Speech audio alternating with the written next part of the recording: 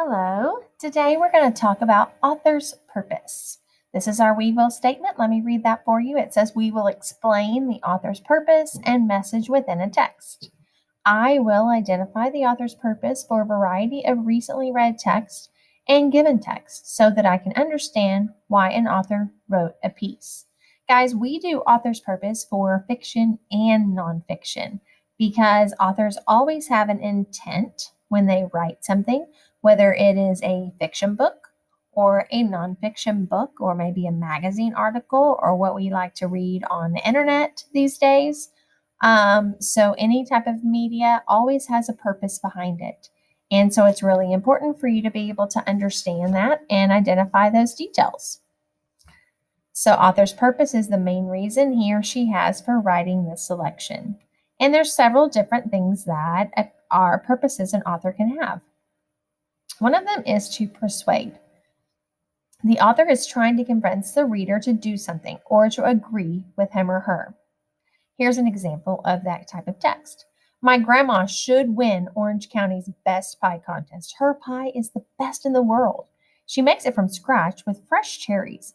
Everyone who gets a taste of grandma's cherry pie agrees there's nothing else on earth like it. She has entered this contest for the past 10 years but has never won yet. My grandma is the most deserving of the award this year, and I know she would be the most honored to win. Persuasive texts are very popular, especially when there is just something that the people are wanting to get you on their side for. I think that even last week when we were reading about the wolves, most of us said that the authors were trying to inform us.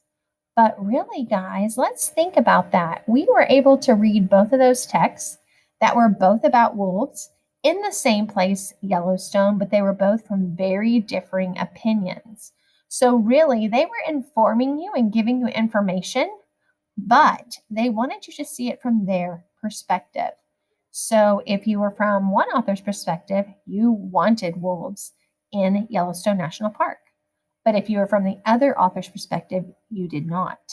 So it's very important for us to understand that sometimes we are being informed, but we may not be hearing all the information depending on what that writer believes. So the next one is to inform, which is give true and factual information about a topic. Here's an example. The first pies made in the 12th century were quite different than the pies we eat today. Those early pies appeared in England and were made mainly of crust with meat filling. In fact, the pies often contained fowl, and the bird's legs were left intact to hang over the sides of the dish to be used as handles. Ugh. Fruit pies are believed to have been created 400 years later in the 16th century. Okay, so this is good information, something we don't know about. A lot of times we'll have informative text in our studies weekly because we're learning about history or we're learning about something to deal with our community. So other informational text is just anytime someone's trying to teach us something. Then we have, obviously, writers and authors write things to entertain for our enjoyment. And a lot of our picture books are written with entertainment in mind. Juliet and Jeff dropped their backpacks by the door. Like always, the twins were ready for a snack. After a long school day, they spotted the last piece of pumpkin pie at the same time. They made a mad dash for it, crashing into each other and the counter. Jeff snatched the glass dish up first, but didn't have a good grasp on it when Juliet made a swipe for it. Splat. And I'm sorry, my screen is not allowing me to read the rest of that. Sorry, but oh, there it goes. Juliet, look what you did, Jeff cried. So this is written to entertain. Many of our books are written just to entertain us. Fantasy books are obviously for entertainment. Harry Potter, that would definitely be for entertainment. Any of our books that just are a great story and something for us to enjoy are written for entertainment. Explain. The author gives directions on how to do something or tells the steps in a process. You did this last week. When you were writing your how-to, you wrote to explain how to do something. Some of you did a better job than others. Some of you didn't give many details. And if I followed your how-to, I probably wouldn't come up with the end result that you are thinking because you didn't give enough details. So remember that whenever you are writing to explain, the person who is following it should be able to come up with the end product that you are intending.